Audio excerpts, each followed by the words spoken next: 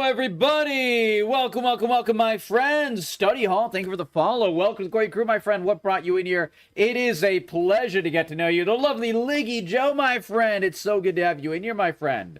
Welcome. Lana, how you doing tonight? The fantastic Watcher, it is good to see you. Watermelon, my friend. It's so good to see you, my friend. How have you been, Watermelon, my friend? It's so good to see you. So good to have you in here. The wonderful Shy Guy TY, my friend. What a lovely surprise to have you back, my friend. How have you been? I hope you're doing great. Guys, welcome. Happy weekend. Happy Saturday. I hope it's a great day. I've been getting ready for my trip to go see Crows and Lions, my best friend, Ryan. I'll be having some fun. A trip you mentioned? I told you about it. Yeah. I'm leaving on Tuesday morning. Tuesday morning to go see Ryan. So I've been getting like everything ready with work and everything, so I can take a couple of days off. I'll still be doing some remote work. I don't know if I'll be streaming those days, by the way. So Tuesday night, Wednesday night, maybe even Thursday, because my flight back is on Thursday, but I mean, I'm going to be running on no sleep. So I don't know if I'll be streaming those nights. I will try my best. I will definitely be bringing my laptop and everything like that to be able to stream. But we'll see how it goes. Yeah, almost 2 months. Yeah, where you been, Watermelon, my friend? Dude, it's been forever. I hope you're doing really well. We're still here every single night, Watermelon, my friend, with every single fun type of genre of games, showcasing indies, playing all kinds of silly games, party games, horror, Souls-likes, everything in between. And we put it up all on YouTube as well, Watermelon. As you can see in the background, I have almost hit 250 videos. Okay. So Study Hall, what's your normal account then, my friend? What's your normal account? And welcome. I don't know what your it doesn't show any account linkage or anything like that. So thank you for following on your alt account, my friend, and let me know who your main is so I can give you a warm welcome.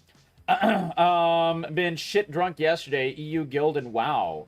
Oh, wow, dude. Okay, yeah, I got you, my friend. I hope that's going well. Drink some water. Hydration is important, Watermelon, my friend. And, dude, hop on in more often, buddy. We're here every single night still. We're usually on until about 7 to 8 a.m. as well. And we got lots of fun discussions to put up. I have been talking a little bit here and there about the World of Warcraft updates. I might be talking about some of that tonight as well. We'll see how it goes. Lots of fun stuff. Hydration is for losers? No, hydration is for people who want to be healthy. Hey, look, I enjoy drinking like a fish, my friend. I enjoy drinking like a fish.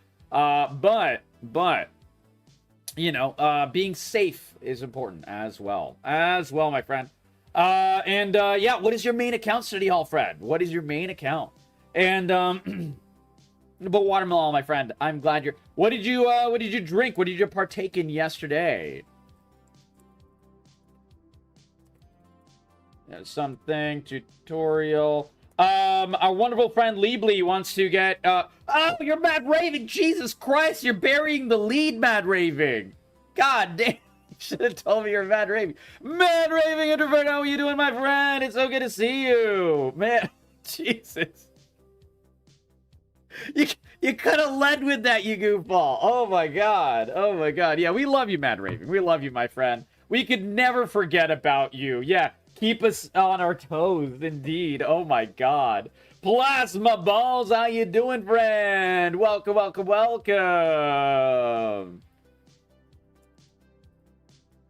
I hope you're having a great night. Welcome to the stream. Welcome to the Corey Crew. So we are getting ready. Just trying to make sure. So Leebly, it's going to be Leebly's first time playing Project Zomboid. So we have to protect the new friend who's going to try to learn this game. So it'll be wild. So I was just making sure they did a tutorial and everything like that. First time playing something not Sims 4. There we go. It's gonna be so Leebly. Welcome, by the way. I hope you're having a beautiful night. The thing to know is that you will die early and often. You will die all the time. the game, even with like, you know, the people who like me have lived and breathed this game like for years, and we play, have played like hundreds and hundreds of hours. I would just remind you that whenever you spawn your character, it says this is how you die, because no matter how experienced you are in this game, you will die at some point. And you know, when you're learning the game, you'll die a lot and really, really fast and so on. Yeah, exactly. In the zombies game, yes, exactly. The tutorial does that on purpose to get you used to dying. Yeah, because the normal game will say this is how you die. Yeah. It's going to be wacky. It's going to be wild. But we're gonna bring over the lads. Watcher is ready. Let me message Interdictor, because Interdictor loves this game as well. All nearby zombies are cute. Yes, exactly. Yeah. That's true. You can yell at them. Yep. There you go, Leebly. That's the way to do it. So if you crouch down and you say Q, you do like a whisper. So you can only like, you know, grab like 1 or 2 zombies. But if you stand up and do it, it's just like you yell like, ah! And usually you do it to like, you know, get everyone, like, you know, take like the aggro away from other people getting chased down by zombies. But sometimes it can work very terribly and just get you killed. It is a good time. Studying home, studying more on Spiritborn. Spiritborn, what is that? Oh, do you mean Diablo 4's new character, Polar Cat? Yeah, I made like 3 videos for it. I'll be posting those up as soon as I get some thumbnails made. I did record it. I have started the cutting up of the VODs to, you know, make those into actual videos and such. And we'll definitely be doing that. 100%. 100%. You beat normal on First Ascendant, dude. How are you liking First Ascendant? New college, yo, that's awesome. Aw, that's wonderful news, my friend. We're so proud of you. That is great news. Huge congratulations. I hope it goes so well. Hope it goes so very well. What are you going to be studying, Mad Raving? What are you going to be studying, my friend? Do you mind if I still call you Mad Raving, or would you rather me call you Study Hall? But either way, we love you tons, my friend, and that is great news. Everyone, tell me about your Saturday. I want to know all about your Saturday, everybody. Heck yes, tell us all of the good things in this lovely group while we get ready. Oh my god, we got so much gaming news. Should we do I think we do the gaming news first. Otherwise, I'll forget to do that. All right. So, we've covered this game before, by the way. We've covered this game before. Whoa! Dragnox! You gotta go early tonight. Oh, Leggy, we're gonna miss you, buddy. Well, hopefully see you tomorrow, my friend. I'll be on tomorrow. It'll be our last night. No, last couple of nights of normal streaming before my trip. So, definitely hop in tomorrow and day after, Leggy Joe. Have a great night. If you're able to leave a lurk, it means the world. The lovely King Dragnox! How you doing, buddy? Over a year. Absolutely, my friend. How have you been tonight, Dragnox? Guys, give a warm welcome to the amazing Dragnox. Absolutely. Welcome. All of our lovely friends. Thank you so much for the sub. Thank you so much for the kindness. How are you doing? How are you feeling tonight? I hope you're doing and it looks not the best. So let's see what happens. We love Bellular. We've covered a lot of news from Bellular. I haven't actually seen much news from Bellular specifically recently. So we're going to check out this lovely Bellular video and see what is going on. Concord apparently needs a reality check. Oh boy. Let's see what's going on.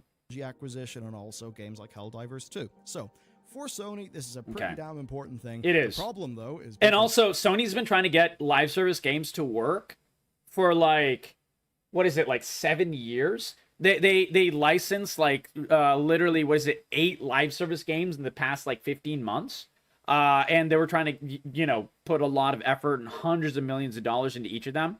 And I want everyone to keep in mind, when we look at these numbers and everything with this game, Concord, keep in mind, guys, Concord, in terms of the quality of the trailer, in terms of the size of the team and everything, we don't have exact numbers for how much money is put into Concord.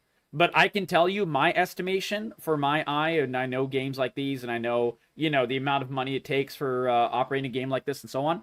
It's like probably in the market of $150 million.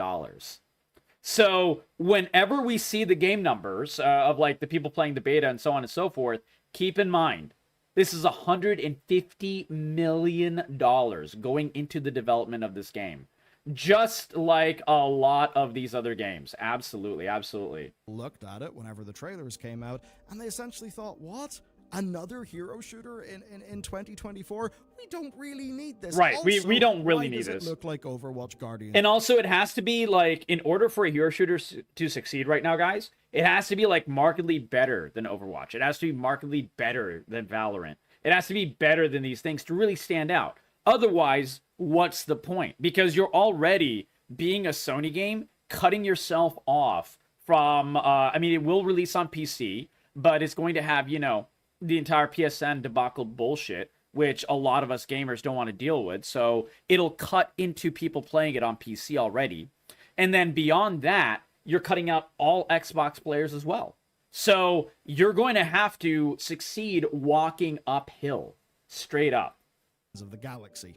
So it very much was not the sort of reveal that they would have wanted. Yeah. Maybe. And also, it's so sad because I keep pausing it. I'm so sorry, Bellylar. But the trailer was so good. Like, the trailer felt like it was going to be like a heist game where you have like a team of heroes and you're like maybe swapping in between them using their special powers to like do a cool looking heist. And it ended up being none of the above. None of the above. You could say the thing that could turn that around is players actually getting hands-on time playing the game, and that has just happened with the closed beta for this game. Problem is, like Helldivers, this is coming out on both PC and PlayStation, and that means that the PC version, which is on Steam, has got trackable player numbers. Yes, we don't... Oh my... Wait, what? Wait. 15? Okay, I knew the numbers were bad. Because I didn't play it, and I don't want to play, you know, a game that's just not going to be played, or just a complete waste of my time, and so on and so forth. But man, this is crazy. This is absolutely crazy, guys. Holy smokes. 15 players in the beta. That means every single match will take like 20 minutes to make. And it's always just going to be the same exact people playing the match, no matter what. Yeah, this is worse than I thought, man. Like, I was expecting like 1,000 or something, but I guess that was peak. Oh my lord, this is, oh god, very, very, very small, and that has got people spooked. Yeah, let's see why. So spooked that they're now saying this game needs to go free to play, or else it's basically dead in the water. Yeah, because that's the thing. Right now, the game costs $40 in order to play. It's not like Valorant. Valorant is free to play. It's not like Overwatch. Overwatch 2 is now free to play. This game, in order to play it, costs $40. The first beta you could only get into with a buy-in of $40. You had to buy the game first before you could join the beta on PlayStation. But the second beta is completely open beta, as in completely free. Anyone can join it, whatever. So that there's no price tag to that one, which is why everyone's covering the numbers for this current beta that's going on right now. It's not free to play. It's following Helldivers 2 in terms of launch format and price. Right. And if you think about it, the devs are saying that the only monetization after the fact is going to be cosmetics. That basically has it being the same as Overwatch 1. Right. Which came out, it was $40, and as we know, it was Overwatch 1 and Valorant. Dastardly loot boxes. The odd thing, though, is 2016 was just a bloodbath for games, and not that many successful games would come out at similar price points that we're going for. I think, I don't know if he's going to get into this, but a lot of people are talking about the looks of the characters. And while I'm like not on the boat of a character has to be like super sexual or whatever in order for a game to succeed, I don't really believe that. We have played plenty of games that are like, you know, fucking 16-bit. And there's no ass to be seen in those games, right? And those can be plenty successful. But what I will say is that what kept Overwatch afloat is straight up Rule 34 Overwatch. I'm not even kidding. People think I'm joking when I say this, and they're like, haha, Corgi, that's so funny. I'm not kidding, man. Overwatch would have been dead years ago if it wasn't for Overwatch porn. And that is a fact. That is an absolute fact. It's not something I care about, but the fact that it's so popular and people who don't even know the game know about Overwatch porn just shows just how ubiquitous Overwatch porn is. And so for a game like this, where it's already starting to run from uphill and everything like that, you know, at that point, the looks of the characters really do matter a bit. And it's same with Valorant. Valorant is held up by Valorant porn and eat-aters, mostly. And very much a lot of eat-aters. Like, they have skins directly for eat-ating. And Overwatch jumped on that train as well. You only want it for the articles, Plasma. Well, I mean, it's not a popular take, Lana, but I will always tell you how it is. And this is how it is. Like, if you ask any Overwatch player anything about what they like, you'll quickly realize they're the ones who partake in this. And that is why they play the game. They play Mercy because they're imagining Mercy's ass. They play Tracer for the same reason. And it's like, you know, the characters really lend into it as well. Like, it's very beautiful characters on purpose. And it does make a difference for this type of game, for sure. What a time to tune in. Hey, look, it's true, though. It's true. The PvP. Why are you booing me? I'm right. Here also the likes of Titanfall 1, Battlefield 1, and Lawbreakers. Lawbreakers very much existing in the same category as Battleborn. Dead game. Then dead game, exactly. 2016. PUBG was extremely successful, and Epic Games were making... So you need... JCKO, how you doing, my friend? Raiders, welcome. I hope you're doing amazingly. It's so good to see you and have you in here. Can we get a shout out for the amazing JCKO? I haven't seen you in a few days, my friend. I hope you're doing wonderfully. Welcome back, my friend. It is always such a pleasure to have you and your amazing community in here. How are you doing tonight? Welcome for all of our lovely friends. I'm CapCorgi's. I do believe in the power of positivity. I love making new friends, and I'm a variety streamer on Twitch. As you all can tell, I love Corgis and Captain America. We do lots of fun stuff in this channel. We do League of Legends, we do open worlds, we do RPGs, we do action and horror, strategy, survival, roguelikes, platformers, narrative games, silly games, party games, strategy and simulation games galore. A lot of first plays, a ton of hard modes, and even some challenge runs, particularly with roguelikes and Soulsborns and platformers, but more than almost anything else, wonderful, fantastic horrors. We also do D&D on Wednesday nights. We do lots and lots of gaming discussions as well. We love to have a good time when we talk about gaming news, and I try to get you all involved. And we put all of this stuff up on YouTube as well. Lots of gameplay, lots of rants, lots of discussions, lots of good times of all kinds. And even some like new game reviews and stuff. I'm doing some game reviews. I hope you guys like those. A little bit of everything, my friend. And, oh, very nice, JCKO. Hell yeah, buddy. How far in are you? I am doing my first play of Elden Ring, and I do have the gameplay of the first time we played that run. And I'll put up the entire thing on YouTube as well. How often Tarkov? I haven't played Tarkov in a while, but I do love Tarkov. It's my favorite shooter by far, without a doubt, more than any other shooter. So we do play a bit of Tarkov here and there. So hop on in, and maybe we'll play some Tarkov sometime. Javi, how you doing, buddy? Welcome. It's so good to see you, Javi. Welcome back to the stream, to the Koi Crew. Kill the sunflower thing. Hey, okay, yeah. I got you, JCKO. Well, dude, enjoy. It's a great game. I hope you enjoy it tons, and definitely catch my YouTube video on it as well, because it is only the very, very early game. Absolutely. And right now we're covering some gaming news to start. Sent a message where, Watermelon. I can't really scroll up. Oh, here we go. Sorry for the sudden disappearance. I've been taken away by my father. He ran at me for 10 minutes and give me a bottle of pure spirits. Well, make sure you drink some water, Watermelon, my friend, and no worries. Just keep on hopping on in anytime. You don't have to apologize. We love having you in here. The lovely JCKO, how has life been for you in general, my friend? I hope it's been amazing, guys. Give JCKO some serious love. You're an amazing content creator. You're a fantastic friend. We love you tons, JCKO. And we're talking about Concord.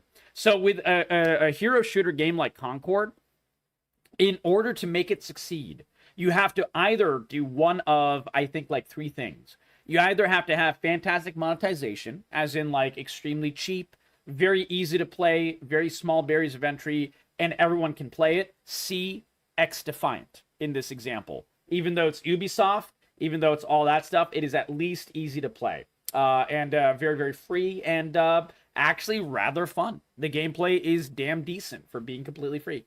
Or you have to go the Overwatch route, where your characters are just super giga sexified. And in that case, they're like beautiful characters. It has like, it draws you in with like, you know, vibrant story, big animations, blah, blah, blah. But you have to have like a fantastic fan base that will go ravenous for any skin that comes out for any character, because they want to make porn with that character. And I mean, it's just straight up true. That is exactly what it is. Or you have to have like some kind of unique gameplay that will really, really hook people. And I don't mean like decent gameplay. I mean like crazy good, breaking the mold gameplay. And if you have only one of the 3, you will probably not succeed as a hero shooter. You have to have probably at least 2 out of the 3, if not all 3. And that is the only way to do it. That is the only real way to make one of these live service hero shooter games like this to truly, truly succeed. And last epoch at the moment. Oh, you mean Once Human? Yeah, I've not played Once Human more than since the beta. I will play it because now it's in like, you know, the open beta release or whatever, and we will cover some news about it as well. I've not played it super recently, but I did play it last time, I think a couple of weeks ago, Watermelon. I actually really liked it. I think the gameplay for Once Human is really, really, really fun. So yeah, a little game called Fortnite Save the World, where you'd fight zombies and build shit. Thing is, they took a look at PUBG, thought, oh shit, we'll have some of that. And you have to iterate. He's absolutely right, because like Fortnite started out as a zombie survival game, and it wasn't very popular at all. It was basically a failing game. Then, like Bellular is saying, they basically cheated off of PUBG, brought the Battle Royale formula over to their, you know, goofy graphics of Fortnite, and hit the little kid market like crazy, the Zoomer market, and it went hard, and they kept iterating. Every single time Fortnite has failed, Epic Games has put an incredible amount of work to bring collaborations, to iterate on the gameplay, to try different gaming versions, and so on and so forth. And they put like millions and millions and millions of dollars of effort and money directly into continuously changing and iterating the game, keeping it fresh, and bringing people back in over and over again. I don't play Fortnite. I don't like Fortnite. I don't like battle royales. But there is no doubt in my mind how much effort the Fortnite team puts into making their game super playable, and that is why the game is a success. It is because they put in the Fortnite work to get the Fortnite bucks. A lot of gamers right now, game makers right now are trying to make hero shooters and so on without putting that Fortnite level of effort while they're trying to still get the Fortnite level of bucks. We've seen this with so many live service games. And guess what? They've all failed. So that's my little iteration on this. Happened. It was an absolutely humongous success. Yeah. And it was, of course, a free-to-play game that was supported Fortnite's by been in cosmetics. existence for 15 years. In that span of time, we have seen other games essentially try to do the exact same thing that Overwatch 1 did. As an example, Rocket Arena, Knockout City, and Bleeding Edge. All examples of that business model that completely just failed and exploded. Now, we've also seen some free-to-play games that tried to rip out the free... Watermelon says Fortnite team made 2 free characters and their market blew up by more than 7%. Just saying. Hey, look, you got to cater to what will work. And I mean, I know when they made the Black Widow, I think, was it Black Widow? They sold like millions of dollars of people buying the Black Widow skin so they could stare at Black Widow's ass. Same thing with Dead by Daylight. One thing Dead by Daylight does really well, and I don't like Dead by Daylight by really any stretch of the imagination. Sometimes I'll tolerate playing it, and sometimes chat really wants me to play it, so I'll play it for that reason. And we'll have fun with it. I'll still make it fun. But the community's dog shit. But even Dead by Daylight does a lot of effort on collaborations. They just put Tomb Raider in it, for example. They just had a D&D thing where I had to buy the D&D thing because I'm a D&D shill. I play D&D a lot of Wednesday nights right here on the channel. I've been playing campaigns for the past like 5 years since COVID started. I love Dungeons and Dragons. So when they made the Dungeons and Dragons DLC, even though I don't even like Dead by Daylight, I had to get that DLC. This is what it does. This is how they get people back in the game.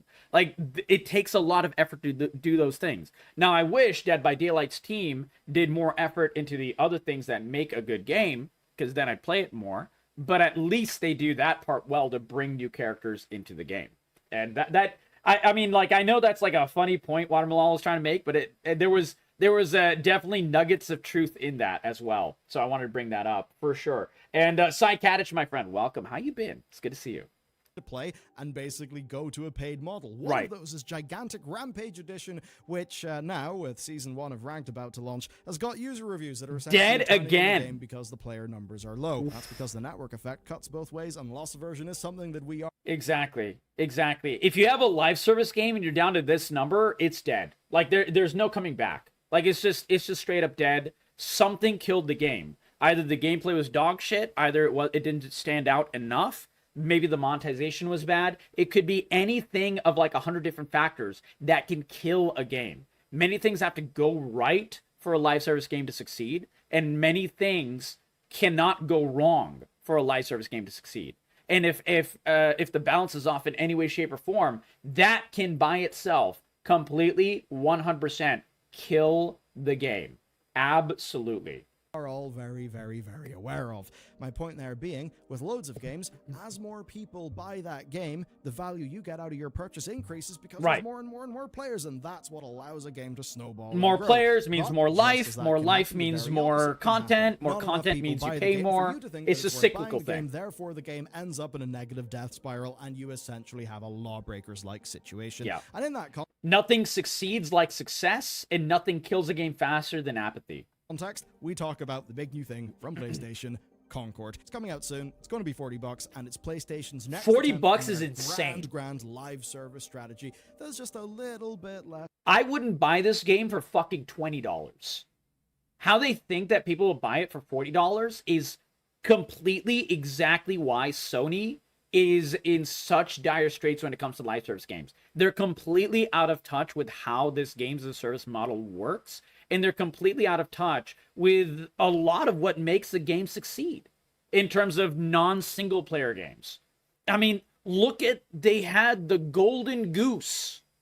They had the absolute golden goose, guys, with Helldivers 2. And they even managed to fuck that up. We had player counts of almost 1 million players at the peak, which was insane. It was way too much, and there was no way it could sustain that. But now we're down below 20, 30,000 on the regular. That level of fall off needs to be studied. It truly, truly does. And I've tried to study it. I've tried to, give you guys my ideas and so on and so forth. So definitely look for that video if you guys like that. Because I put a lot of detail into that, and we've had a lot of traction with the amount of I guess people watching that video and so on. But it's a damn good video, and there's a lot of detail that goes into that. And it's because I think that games as service models need to have, like I said, many things succeed and many things not go wrong. It's definitely a few different things, Watermelon. It's definitely a myriad of things. So, very much what I'm talking about was at its peak when Helldivers was having, banger update after banger update and, just doing really, really well. And it was like, starting to go down a little bit, but it was like at a solid, like 250,000 concurrent player mark when the Sony debacle, PSN debacle happened.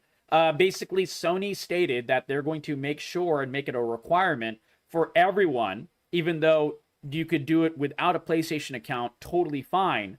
PlayStation Network account, totally fine for like the past 4 months. They decided all of a sudden, now you need to do it. And they cut off the game for like essentially over 1.5 million people around the world as well at the same time. Because only certain countries have access to PlayStation Network. 180 countries and regions do not have access to the PlayStation Network. So it basically cut off all the momentum and the legs of Helldivers 2 from under it.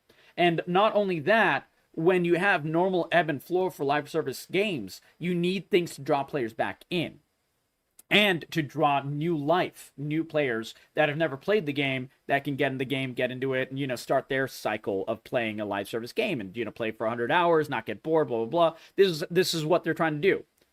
But if you cut your player base off from joining the game for literally 180 different countries and regions, you're not going to get enough new players to join the game. So those growth numbers will never, ever happen again. So it was all losses and no gains, essentially, is what happened, Watermelon. Now, I go into a lot more detail in the video, so I definitely highly recommend you check that out. But that's like a small, like, bit of what happened, for sure. There's other stuff that went into it, though, as well. Much, much more detail. And Stroomy, welcome. How are you doing tonight?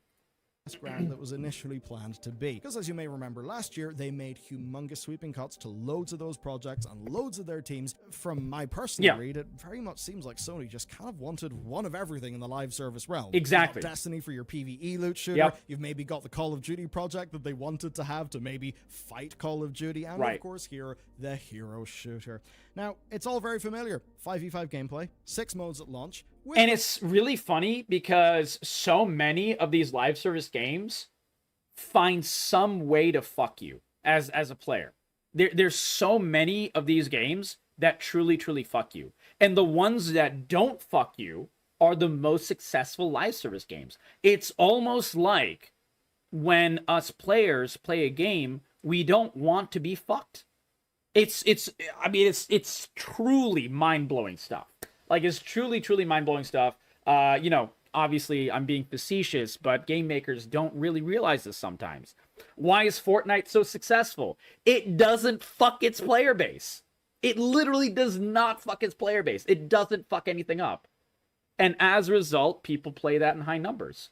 Why do people play League of Legends? Because it fucks you, but generally it's like kind of like the balance team fucking you. And mostly that's it. There's no pay to win. There's no pay for power. There's nothing like that. And that's one reason.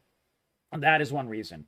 Watermelon, pure DEI or pure shit gameplay fucks people up. I mean, it's honestly very rarely both those things. It is much more often a game dev team screwing something up with monetization than anything else. Why is Destiny so ebb and flow, Watermelon? Because Destiny has some of the worst monetization you will ever find.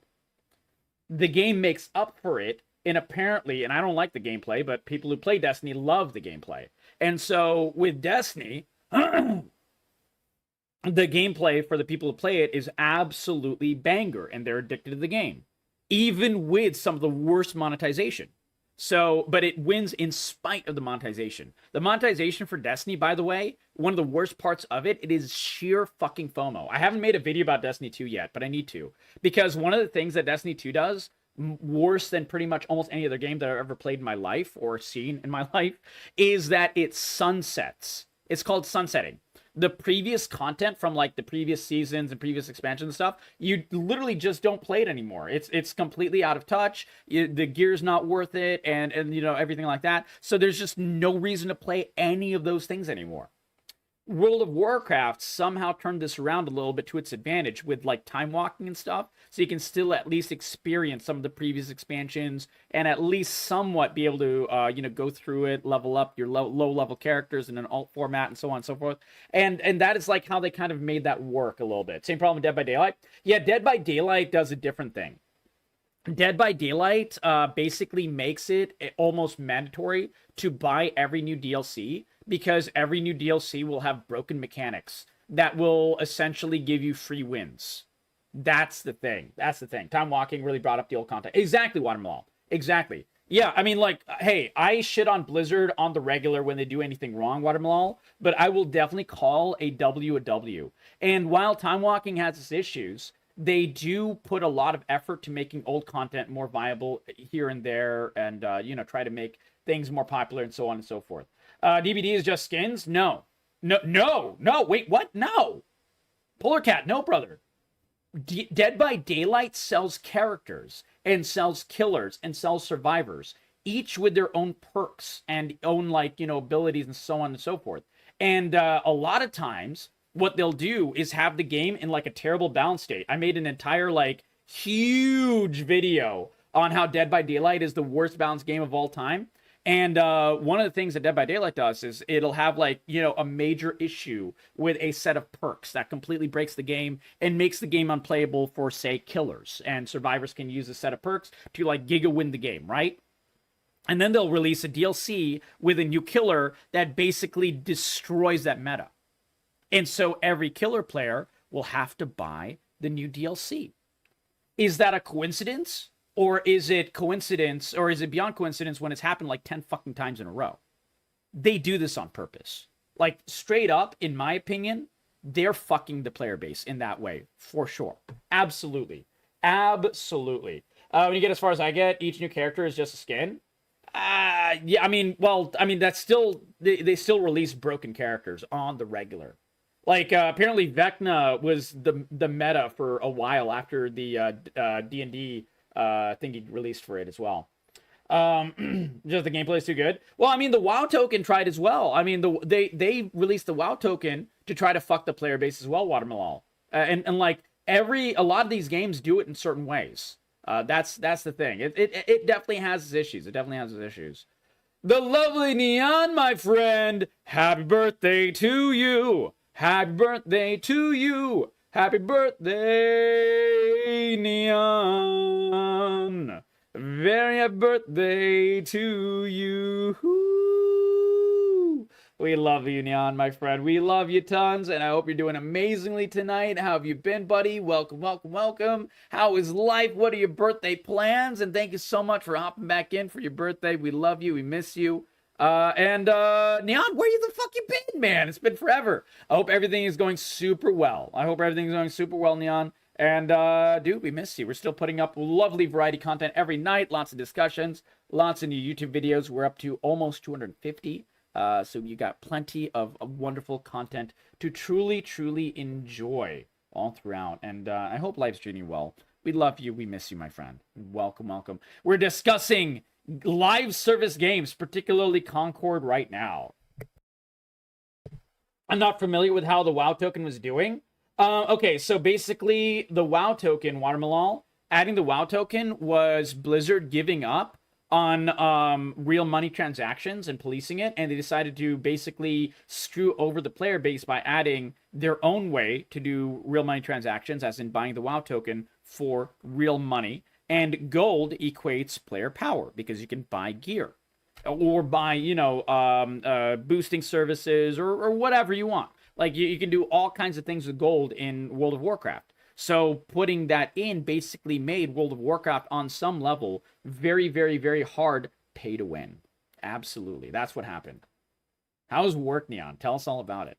Those modes, there's been some criticism. Some people would say that those are going back to Concord, genre that you want to see. Other people would say, well, they're exactly what one would expect, and there's nothing here that's enough of a differentiator to actually make this game stand out in the market. Now, like, look at cooperative shooters, guys. Look at cooperative shooters. They're a dime a dozen. We have like 20 like major cooperative shooters at various different levels.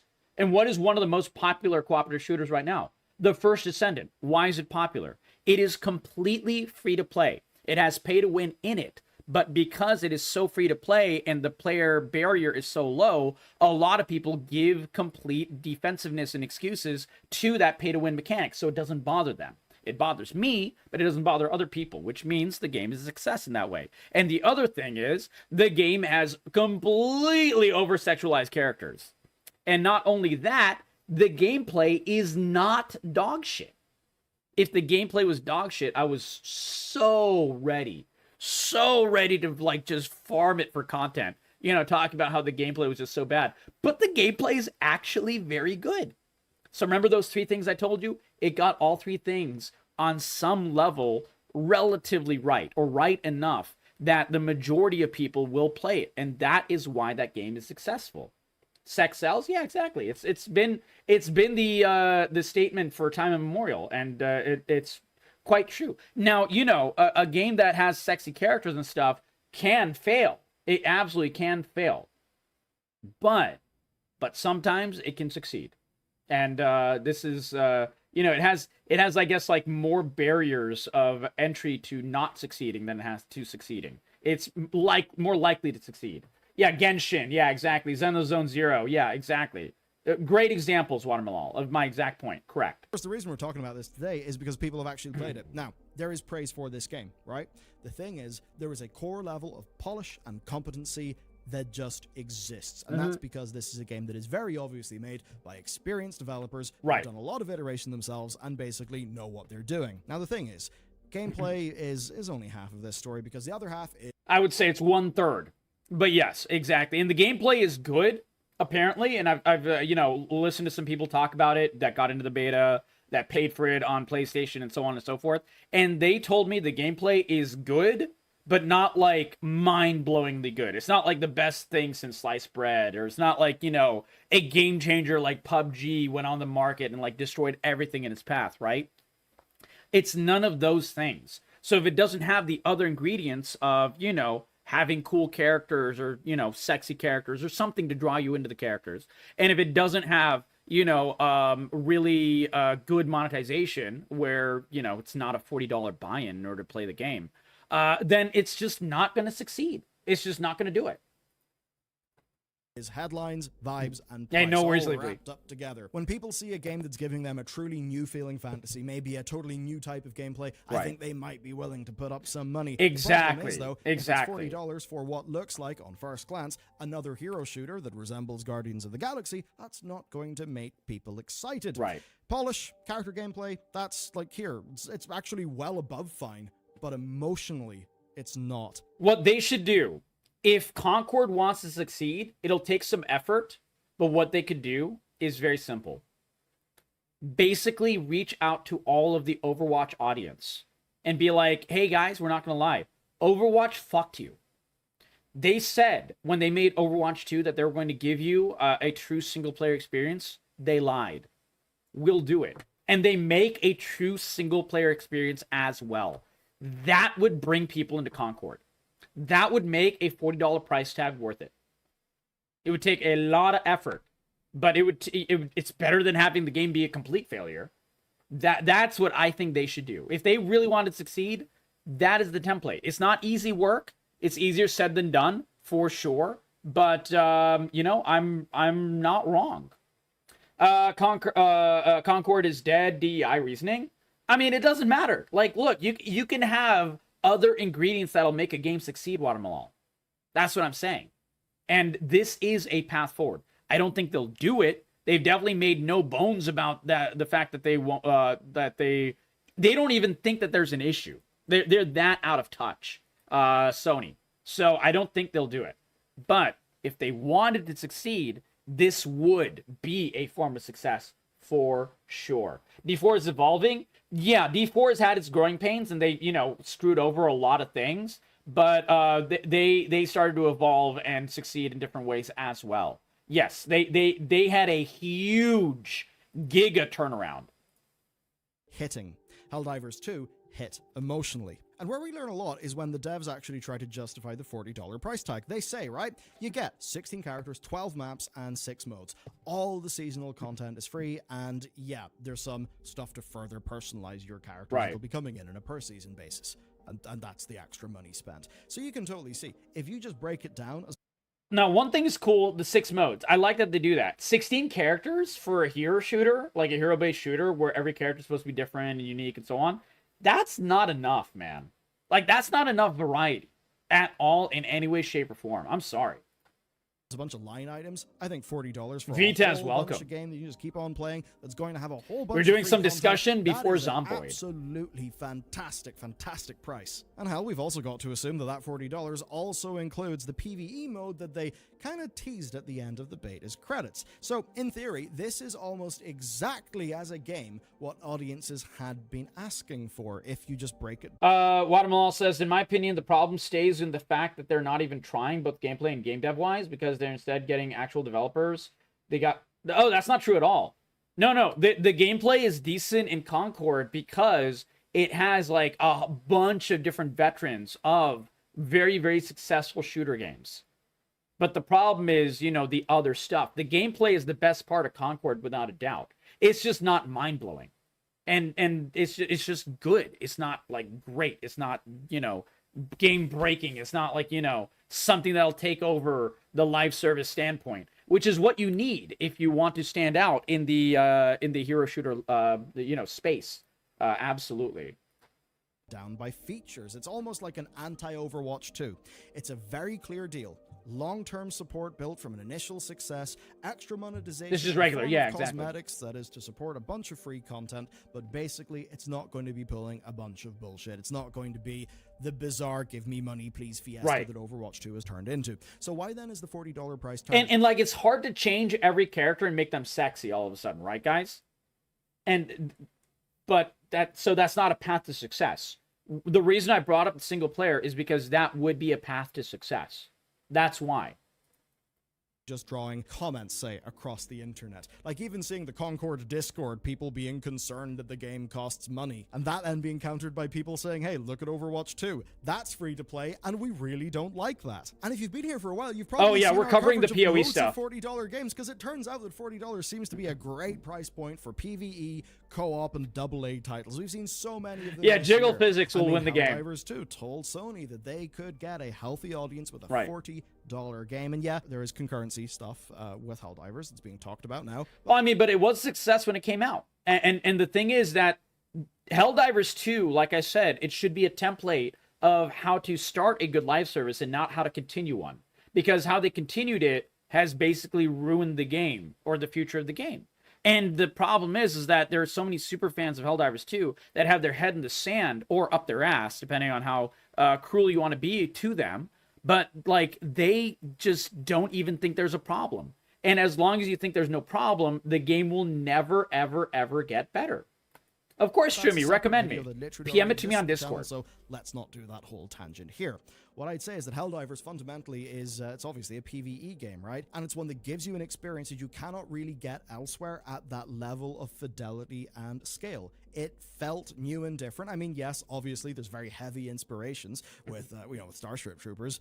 Point is, it didn't really feel like the Starship Troopers in video games itch had been scratched by something quite as well as Helldivers. Yeah, exactly. It was perfect when it came out. Absolutely pitch perfect. It's that kind of thing, don't market your game. Start a cult. And in a way, Deep Rock Galactic, Deep Rock Galactic is a great indie example. Is designed to basically foster a sort of collective consciousness. Deep Rock is hilarious. I love Deep Rock. Little details of you being able to call your ship the Stallion of Freedom at the very start of the game. And so it's that novelty and that culture that gave Helldivers 2 so much of its perceived value. And that's where I think with Concord, they're having some struggles in how they're communicating this game to people, because people do not just think of a game in terms of quantity of content, list of features. No, they think about it Arngrim, welcome, my friend. That is why games can sell loads of copies on day one, because the perceived value of something when it's new is literally higher, because a lot of people are willing to pay more money, even though they know within 2 months it will be discounted quite a bit. So that is to say, in a way, when it comes to pricing, perception is reality, and what they're struggling with here is perception. And the perception very much is that paid PvP games just fail in the market. Almost simple as. I think quite well put by this meme. But basically, right, Newzoo put together the most played games in 2023 by monthly active. You know what's funny about this list, by the way, guys? You know what's funny about this list? This list does not include all of the games that didn't even release. I'm talking about games like Hyenas, where, Sega paid in and almost ruined their other games that are successful, like Total Warhammer. They paid in about like $250 million in order to make Hyenas. And Hyenas was so bad it didn't even release. It was an abject failure on every single level. Like, that's stunningly bad. And so this list is not even exhaustive of games that didn't even release and there were failures before launch, which is insane. Together the most played games in 2023 by monthly active users. Exactly. Polar Cat. They refuse to see the problem. Games that are here. And when you do that, you find Fortnite, Counter-Strike 2, Warzone, Apex, Valorant, and... Let's see. Okay, so let's look at just this market. Okay? PC, because I'm a PC player. Let's see what succeeds on all of these things. Let's see what succeeds on all these things. So Fortnite, I already talked at length about Fortnite. Roblox does very much the same things correct as Fortnite. It's a very, very low barrier of entry. It, goes directly to marketing towards Zoomers. It has many, many different game modes of, billions of different ways to play the game. So gameplay is top notch for that.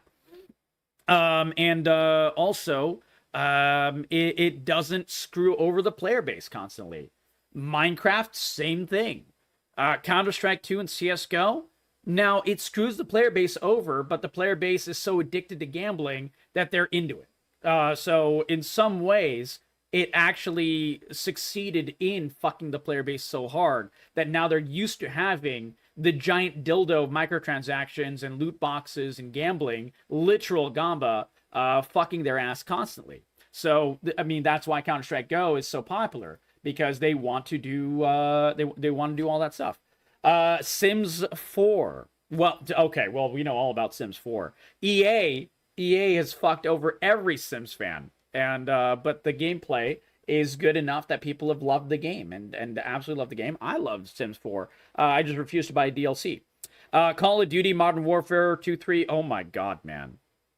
Call of Duty fans are such shit eaters that they will literally every single time a new bad Call of Duty comes out, they'd be like, "Are we back, boys? Are we back? Oh my god, are we back?" And they're literally getting screwed over by Activision. They're literally getting bent over and fucked by Activision. League of Legends, talked directly about League of Legends. Valorant, we talked about how that one succeeds with e-daters and so on and so forth, and it really caters to them on purpose. Grand Theft Auto 5. Grand Theft Auto 5 is direct pay to win with buying money in the game. And yet the gameplay is good enough that it succeeds.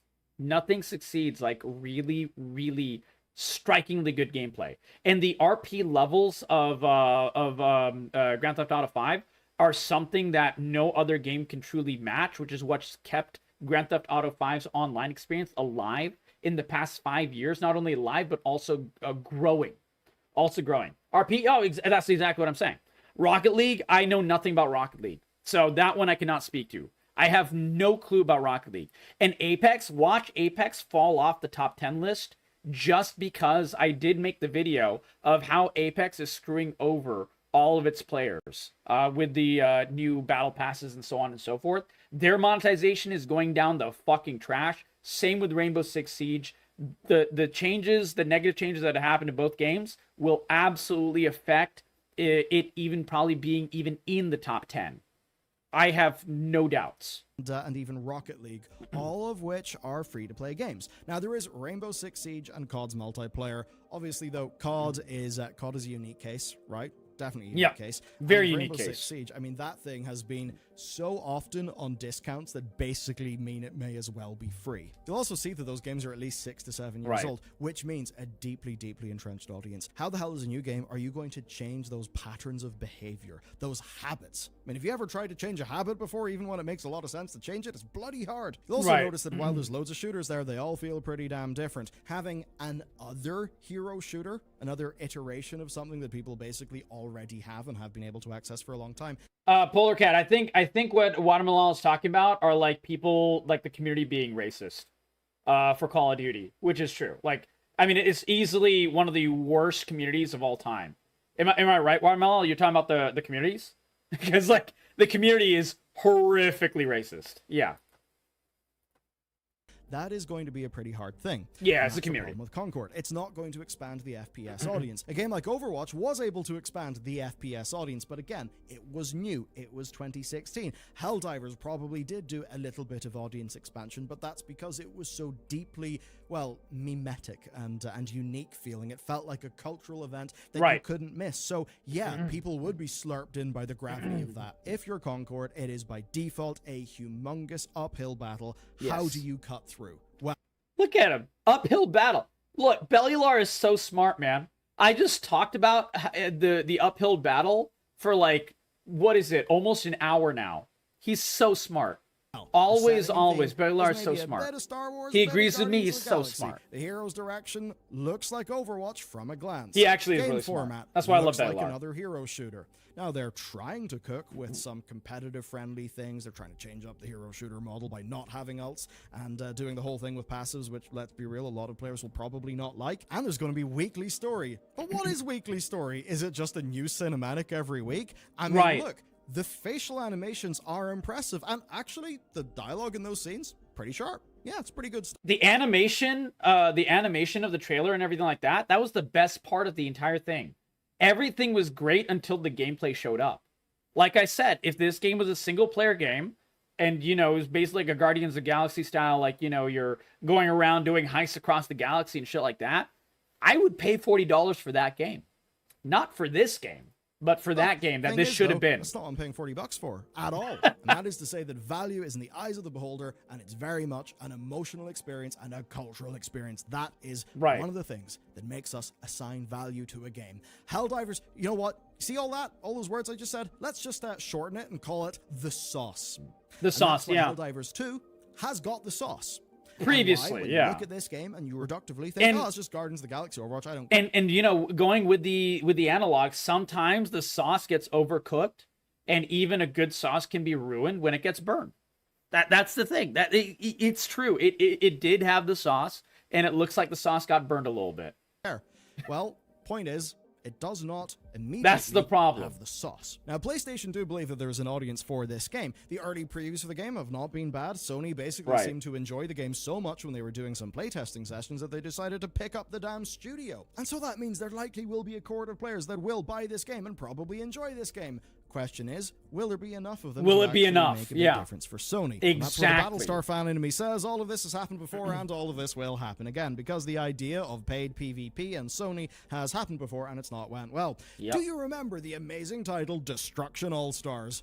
It was very bizarre. Nope. It's a PvP Never heard of this. combat game that was unveiled with the PS5 itself, set to launch November 2020. It was made by Lucid Studios. That's a mixture of people from Blur and from Project Gotham.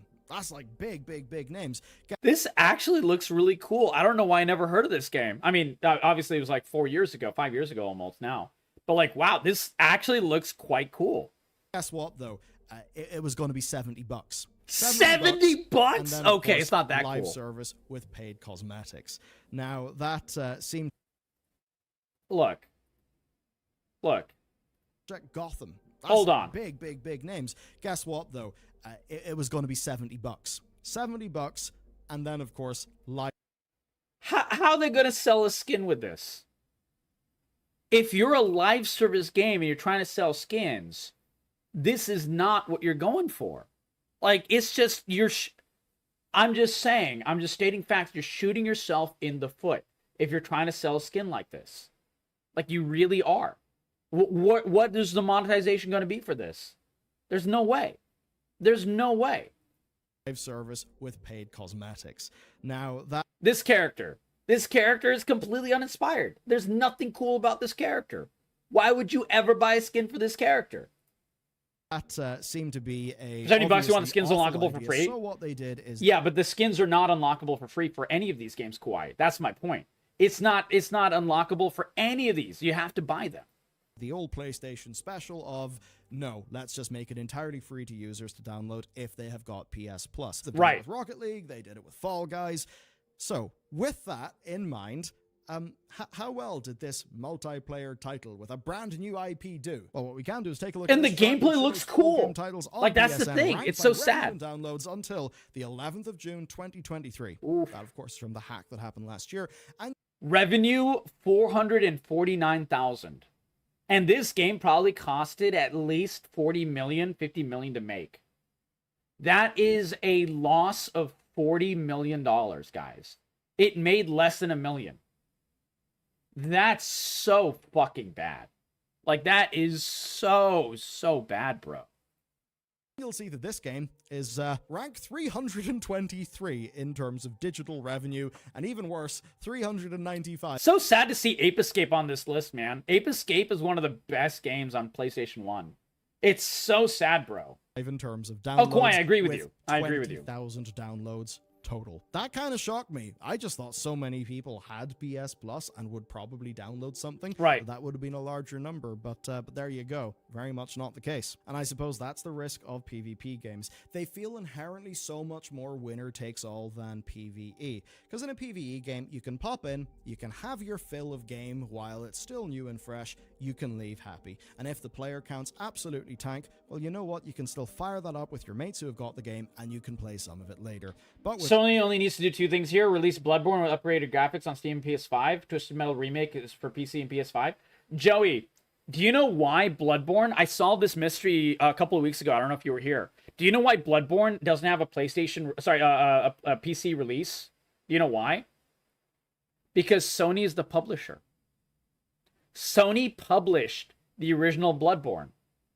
And that is why they refuse to put it on PC or Steam or anything like that. They're holding it so close to their chest that they will not let anyone go near it. And I bet you, like, the higher-ups at From Software are, like, losing their shit because they want to make a new Bloodborne. Because apparently, I mean, I never really played more than a couple hours, but I knew, even in, like, 3 hours of gameplay of Bloodborne, that game really had the sauce. Like, it was really cool. It was, like, some of From Software's best work. And, yeah, it's very sad. PvP, people treat that as if you are investing your time in the right sport. And I know that might sound a little bit ridiculous, and not everybody is trying to be a Valorant person, but, right. but, that's likely why the $40 thing here is scary. Because yes, this is a game targeted at FPS fans. $40 for this is insane. It's a new game. Takes a long time to learn a whole bunch of new maps, to learn a whole bunch of new abilities and all of that stuff. Am I going to bother, or will I just... And also, the game devs, when they were talking about the gameplay, and this was at the PlayStation announcement for it, they were talking about, like, how it's going to be, like, super fucking complicated. It was going to, like, have physics in it that are going to be really, really cool. And that sounds great, but it also sounds really complicated. It's going to have, like, fighting game mechanics and stuff for, like, the flips and all that. And it's like, I'm thinking, I'm watching this and I'm like, Jesus Christ, it looks like the skill cap is going to be, like, giga high. Like, who are they catering to? The top 1% of FPS players? You're cutting yourself off at the knees if you're going to try to just cater to that group of people. Like, that's not a viable player base. The top 1% of, like, you know, Diamond Plus players of all of the other shooter games. That's not enough people to enjoy the game. You got to make a game as simpler as possible in order to truly enjoy it. And like I said, X-Defiant is a prime example of that. X-Defiant's gameplay is so simple, I can play it. And if I can play it, that means anyone can play it, because I'm dog shit at FPS games. See if this game has actually got legs. That's the thing. It didn't matter that I enjoyed my time playing. I'm going to look up X-Defiant's people played Lawbreakers for Lawbreakers players to, right now. Basically continue existing. And so with Concord, that's why, even though it looks really polished, at the end of the day, the vibes are just off, and yeah, the amorphous thing that is the sauce is just not in this game. Doesn't have the sauce, man. Doesn't have the sauce. The funny thing, though, is we may be having this discussion again next year, and that's because of Fair Game Dollar. I think it's probably supposed to be Fair Games, but hey, they called it Fair Game Dollar, so I'm just going to call it Fair Game Dollar. Now, it's a game that's coming from Haven Studios. That's a studio founded by Jade Raymond, and it's a game that, compared to Concord, I actually think could have a little bit more sauce, and that's because it's a competitive heist game. Few games are doing that. And interesting. You do have the likes of, say, a Payday 3 that is in the heist video game space, but Payday 3 kind of struggling. Payday 2 getting a little bit old in the tooth. Like, kind of struggling. Payday 3 is fucking dog shit. Like, it's literally one of the worst games ever made. Payday 3 is backwards in every single way, shape, and form compared to Payday 2. And it's, like, not even close. And it's, like, not even close, man. Holy shit. I think it's just obvious to most of us that that's just a game that could just have legs in today's market in a way that it really does not look like Concord can. Now, that being said, there is one way that Concord can change up this narrative, and that is the open beta, because that's where we're going to see some true Steam numbers. With the closed beta, the Steam numbers looked awful, and that reflected minuscule pre-orders. Obviously, why are you going to pre-order a PvP game when you don't really know if it's going to have legs and take off? That just doesn't make any sense whatsoever. No, a game like this is not one that's going to be getting amazing pre-orders like Overwatch was, because it was big and new and amazing and whatever, people hadn't seen it before. No, the thing that can change the story for this is if it actually blows away mass audiences when they can do and I don't think this will PC happen. open beta. And if that open beta then gives lots of really good numbers that then translate into positive headlines. But of course, that's not enough. It's not enough. Even if you are a game like that, like say the Finals, that had strong public tests, that is free to play, that can, you just go, you can play it almost right now, depending on your internet. But even though it is sitting there with between like 15, 20,000 players, maybe 25,000 players, decently consistently, even though that's the case, guess what? It still fell below its... And 15 to 20,000 is viable for a live service game. If it's consistent, if it's not, no longer falling. Its company's expectations. And now people are probably worried about the Finals. And even with that, the Finals is a game that I think had quite a bit more cut. Finals was super cool because I enjoyed the Finals. You saw the pretty damn impressive destruction tech. People remembered that from the likes of Battlefield. They saw this fast-paced game that looks really fun, so it had a lot going for it, and even it has struggled, even though it was free to play. That just means that I think, man, Concord is going to have an extremely rough time. It will. In a way that's not necessarily the fault of the game. It's just this feels like a worse Overwatch with bright colors. Yeah, basically exactly correct. It is what it is. Worse Overwatch. The wrong thing for 2024. And that's saying something because Overwatch is dog. Hell of a lot, if that's the thing that you've been working on. One of the sad facts is often it's not about how hard you row. It's about what boat you're in. And if you're not in a winning boat, well, there's only so much you can do to change that. And it's also not only just about the boat. Continuing this analog, it's about who's driving the boat. Is the captain of the boat an absolute idiot that's going to run into a glacier? I mean, that basically describes Sony for running live service games. They screw up so many live service games on the regular for this exact way. Is one of life's more just say lessons. So there you go. On that dismal note, I hope you enjoyed this video. We'll be back. I did, Bellylar. You did a great job. Guys, give this video a like, give it a sub, share it with your friends. Bellylar is an absolute Giga Chad, and I mean this video as in the one that I'm watching. But if you like this discussion, be sure to share it with your friends. Give this one a like and a sub. Tell me what your part of this discussion you like the most. Do you think that Concord will be a success? Which game do you think that's competing with